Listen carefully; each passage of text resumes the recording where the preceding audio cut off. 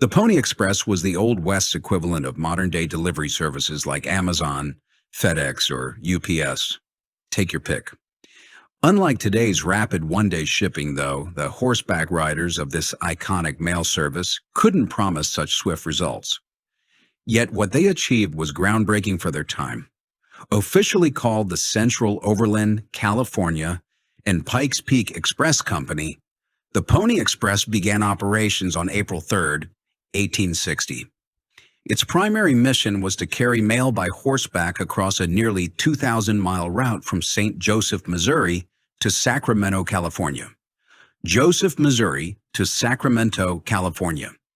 Along the way, relay stations were established at the intervals of 10 to 15 miles, where riders would quickly switch to fresh horses and continue their journey with minimal delay. This method allowed messages to travel from Missouri to the West Coast in under 10 days, a remarkable improvement over the months-long travel times common with traditional wagon trains or stagecoaches. Despite the challenging terrain and the physical demands of the job, the system proved to be efficient and innovative for its era. Although the Pony Express operated for only about 18 months due to high costs and competition from the newly completed transcontinental telegraph, its legacy endures. The company's riders and their daring efforts remain a symbol of the resilience and ingenuity of the American frontier. In this video, we'll explore 9 intriguing facts about the Pony Express that reveal lesser-known aspects of this short-lived yet influential mail service.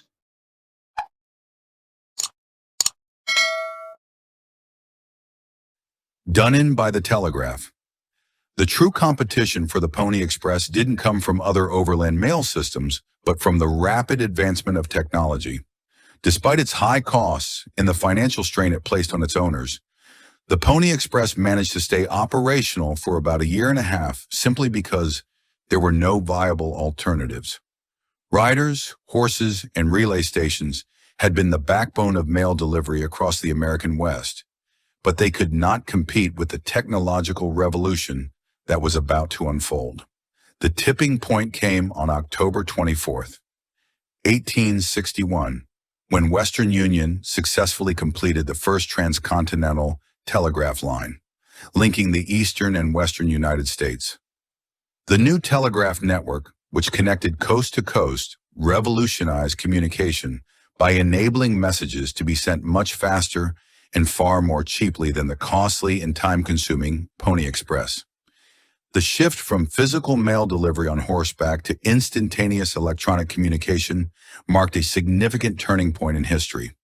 The impact on the Pony Express was swift and decisive. Just 2 days after the telegraph connection was made, the Pony Express ceased operations. The technology had rendered the need for the company's horse-based service obsolete almost overnight. In just 18 months, the Pony Express had managed to deliver thousands of vital messages and documents, often under difficult conditions. Its riders had become legendary figures in the Old West for their speed and daring. However, even with its remarkable feats, it could not withstand the relentless march of technological progress. The telegraph had proven to be a faster, cheaper, and more reliable means of communication, bringing an end to the age of the Pony Express. Today, the Pony Express is remembered not only as a vital chapter in the history of American communication, but also as an early casualty of the technological advancements that would shape the modern world. The service's brief existence is a testament to the speed with which innovation can transform industries and render even the most ambitious ventures obsolete.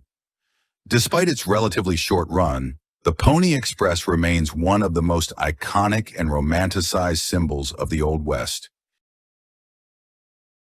Relief for relief stations. While it's easy to assume that the riders of the Pony Express had the toughest job, the reality was somewhat different.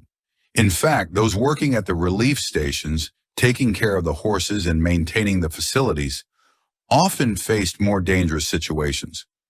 Riders did encounter risks, including potential attacks by bandits and Native American groups.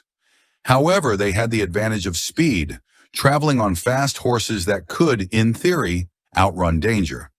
Additionally, because riders were constantly moving, They were difficult to track, making them less vulnerable to ambushes. The employees at the relief stations, in contrast, were far more exposed. These stations were spaced about every 10 to 15 miles along the route from Missouri to California, and each one was manned by a single person. With crude structures, dirt floors, minimal sleeping quarters, and small, inadequate corrals for the horses, these stations offered little protection. The locations were often remote, and once known, they became targets for raiders. Native American groups and bandits, aware of the station's locations, would frequently target them, knowing that the station workers were isolated and defenseless. Many relief stations were located in isolated areas, and the employees there had few resources for protection. Working alone in many cases, these workers faced constant threats from warring Indian factions and raiders who could easily launch attacks. During the Pyramid Lake War of 1860, for instance, attacks on these stations were so frequent that over a dozen stock hands were killed in northern Nevada alone during the summer months. The dangers faced by these station employees were substantial and often fatal, highlighting the risks involved in supporting the Pony Express beyond just the riders themselves. Custom saddlebags for mail. The important documents transported by the Pony Express were securely stored in a special bag known as a mochila, a Spanish term for knapsack. This was the designated mail bag used by riders to carry their valuable cargo from station to station. The setup was simple but effective. The mochila was placed over the rider's saddle and secured by the weight of the rider, hanging across the horse's backside as they galloped toward the next relief station. These mochilas were surprisingly durable. They could carry up to 20 pounds of mail and other essential items.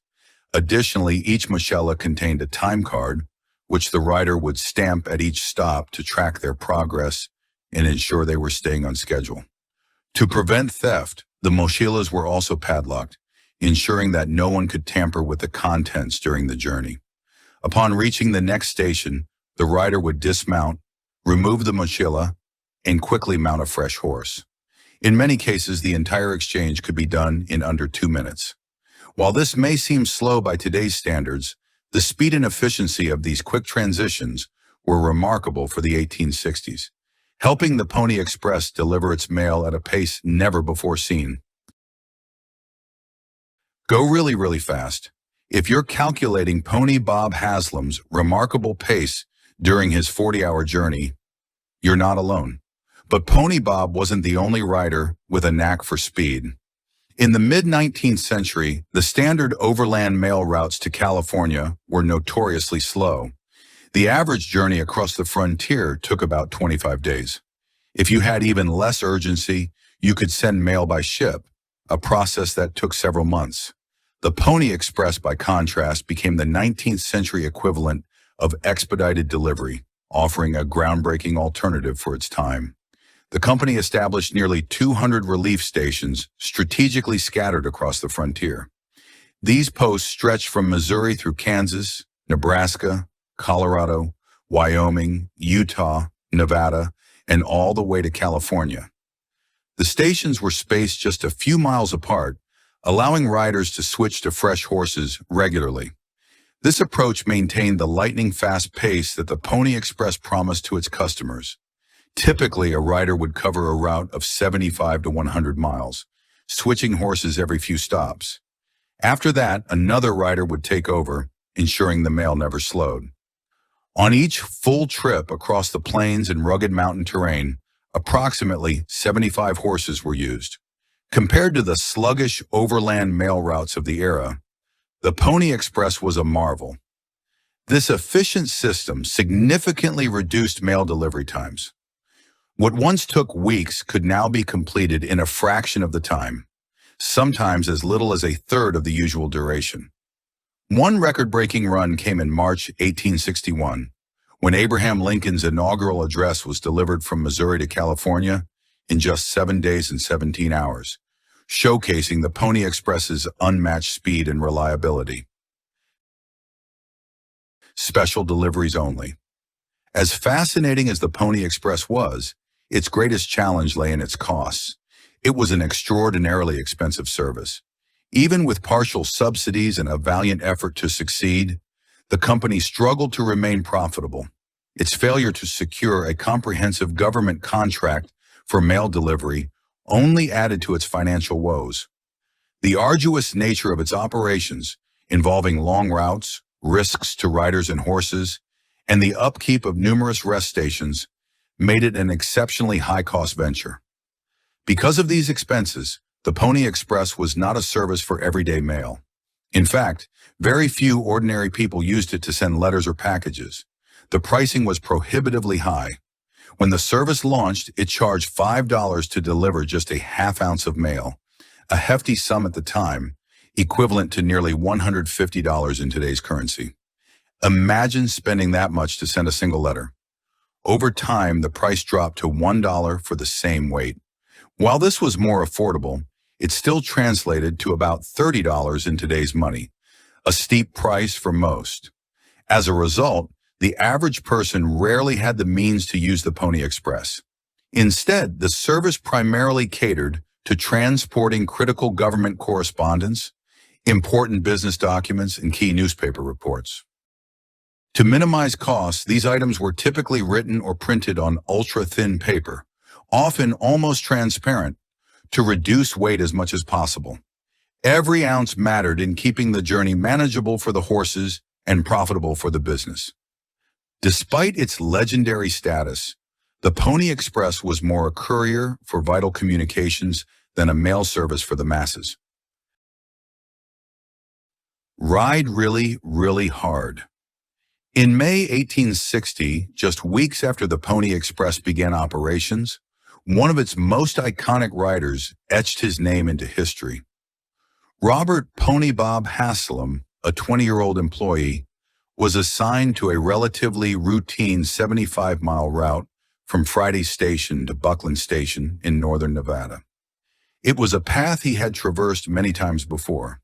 However, upon reaching Buckland Station, Haslam encountered an unexpected challenge. The rider scheduled to continue the route refused to take the next leg, fearing an attack from the Paiute people, who were active in the region at the time. While the rider's concerns were not without merit, tensions in northern Nevada were high. It left Haslam in a difficult position. With no other riders available to take the reins, he made a bold decision to press on himself. Mounting a fresh horse, Haslam extended his journey from Buckland Station, eventually covering 190 miles eastward to Smith's Creek to complete the scheduled mail delivery. After a brief rest and another horse change, he began the return journey. On his way back, he passed a burned-out relief station, a stark reminder of the risks the riders faced. Although the station had been attacked, Haslam narrowly avoided harm and continued undeterred. When he finally arrived back at Friday Station, Haslam had completed a remarkable 380-mile round trip. Even more astonishing was the time it took, less than 40 hours. This feat of endurance and dedication made Pony Bob one of the most celebrated riders of the Pony Express, symbolizing the courage and commitment that defined the mail service during its brief but legendary existence. And take this oath too. Given the young age of many Pony Express riders, there were understandable concerns about their reliability. To address this, the company offered competitive pay. Riders typically earned between $100 and $150 per month, a significant amount at the time, especially for individuals without formal education or specialized skills. This generous salary not only attracted capable horsemen, but also incentivized them to take their responsibilities seriously. To further ensure the integrity of their employees, the company required each rider to swear an oath of loyalty and good conduct. This solemn pledge was administered in the presence of a current employee at a relief station or hiring location. The riders promised to uphold high moral standards and to faithfully execute their duties. The oath read as follows: I do hereby swear before the great and living God that during my engagement and while an employee of Russell, Majors, and Waddell, I will, under no circumstances, use profane language, that I will drink no intoxicating liquors, that I will not quarrel or fight with any other employee of the firm, and that in every respect I will conduct myself honestly, be faithful to my duties, and so direct all my acts as to win the confidence of my employers. So help me God. While this pledge set a high standard, it didn't eliminate all challenges. Historical accounts suggest that alcohol was often readily available at relief stations, and some riders indulged despite their commitment. However, the existence of the oath highlights how seriously the company viewed its responsibility to deliver critical and sensitive correspondence across the vast Western frontier. By combining financial incentives with moral accountability, the Pony Express fostered a sense of duty among its riders, contributing to the service's reputation for reliability during its brief but impactful existence. Way before you ride.